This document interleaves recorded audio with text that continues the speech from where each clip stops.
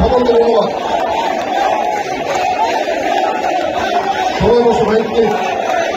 আমাদের আগামীকাল আমাদের সিলেটের প্রোগ্রাম, এই প্রোগ্রাম শেষ করে সিলেটে রওনা দিতে হবে ভাই। ধন্যবাদ সবাইকে। বিসমিল্লাহির রহমানির রহিম। প্রথম বাংলাদেশ আমার, শেষ বাংলাদেশ, জীবন বাংলাদেশ আমার, মরণ বাংলাদেশ।